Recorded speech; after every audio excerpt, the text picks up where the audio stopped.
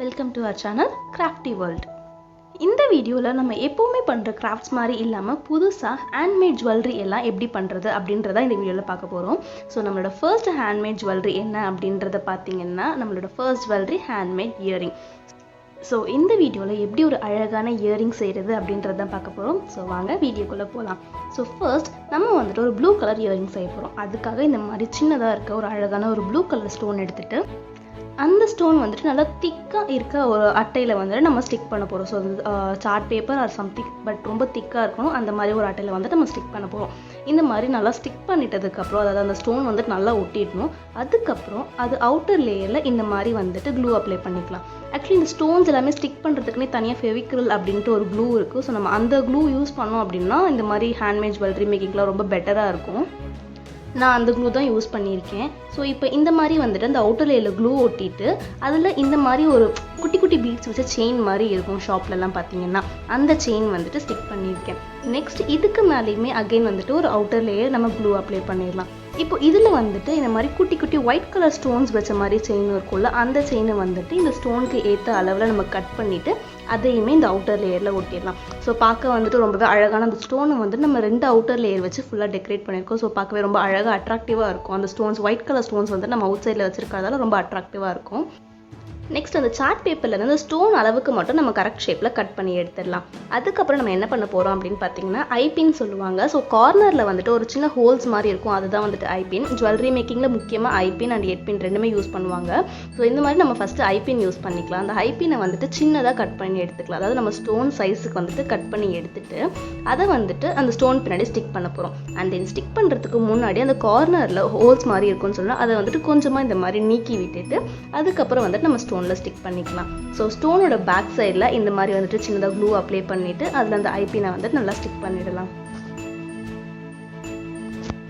இப்போ இந்த ஐபின் வந்துட்டு நல்லா ஸ்டிக் ஆகிட்டதுக்கு அப்புறம் வந்துட்டு அந்த ஸ்டோனுக்கு பேக் சைட் ஃபுல்லாக க்ளூ அப்ளை பண்ணிவிட்டு அந்த ஸ்டோன் அளவுக்கே இன்னொரு நல்லா திக்கான ஷீட் வந்துட்டு நம்ம கட் பண்ணி எடுத்துக்கலாம். ஸோ அந்த ஷீட்டை வந்துட்டு இந்த ஐபினுக்கு மேலே வச்சு கவர் பண்ண போகிறோம். ஏன்னா வந்துட்டு அந்த ஐபினை வந்துட்டு நம்ம தெரியாமல் கவர் பண்ணணும்ல, அதுக்காக வந்துட்டு இந்த மாதிரி பேக் சைட் ஃபுல்லாக நம்ம கவர் பண்ணி எடுத்துக்கலாம். நெக்ஸ்ட் நம்ம என்ன பண்ண போகிறோம் அப்படின்னு பார்த்தீங்கன்னா இதே மாதிரி சேம் ஒரு ப்ளூ கலர் ஸ்டோன் எடுத்துக்கலாம். அதை வந்துட்டு நம்ம ஃபர்ஸ்ட் எப்படி ஒரு திக்கான ஷீட்டில் வந்துட்டு ஒட்டணுமோ அதே மாதிரி வந்துட்டு இந்த க்ளூவுமே திக்கான ஷீட்டில் ஒட்டிட்டு அதே மாதிரி அவுட்டர் லேயரில் க்ளூ அப்ளை பண்ணிவிட்டு நம்ம ஃபர்ஸ்ட் ஒட்டணும்ல குட்டி குட்டி பீட்ஸ் வச்ச செயின் அந்த செயினை வந்துட்டு இந்த ஸ்டோன் அளவுக்கு கட் பண்ணி இந்த அவுட்டர் லேயரில் நம்ம வந்துட்டு ஸ்டிக் பண்ணிடலாம். இது வந்துட்டு ஸ்டிக் பண்ணுறதுக்கு சீக்கிரமாக ஸ்டிக் ஆகிடும், இருந்தாலும் வந்துட்டு அது ஸ்ட்ராங்காக ஸ்டிக் ஆகிற அளவுக்கு நமக்கு அதுக்கு டைம் கொடுக்கணும். ஸோ நல்லா ஸ்டிக் ஆகிட்டதுக்கு அப்புறம் அகெயின் வந்துட்டு அந்த லேயர் க்ளூ அப்ளை பண்ணிவிட்டு நம்ம வந்துட்டு ஒரு ஒயிட் கலர் ஸ்டோன்ஸ் இருக்க மாதிரி செயின் வச்சுருந்தோம்ல அந்த செயினை வந்துட்டு இதில் வந்து ஸ்டிக் பண்ணணும். இதில் முக்கியமாகவே வந்துட்டு இந்த ஒயிட் கலர் ஸ்டோன்ஸ் இருக்க செயின் தான் பார்க்க ரொம்ப அட்ராக்டிவாக எடுத்து கொடுக்கும். ஸோ அதை வந்துட்டு பர்ஃபெக்டாக ஒட்டிடுங்க. ஒட்டிட்டதுக்கு அப்புறம் அது நல்லா காஞ்சிட்டதுக்கு அப்புறம் அகெயின் இந்த அவுட்டர் லேயரில் வந்துட்டு க்ளூ அப்ளை பண்ண போகிறோம்.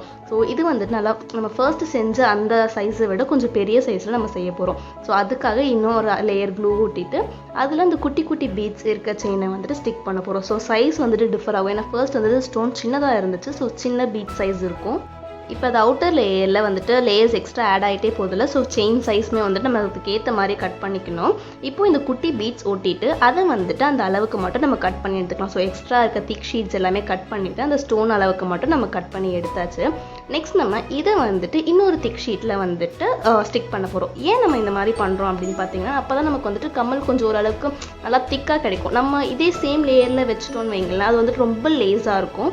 அதுக்காக நமக்கு திக்னஸ் வரணுன்றதுக்காக இந்த மாதிரி வந்துட்டு அகைன் இன்னொரு ஷீட்டில் ஓட்டுறோம்.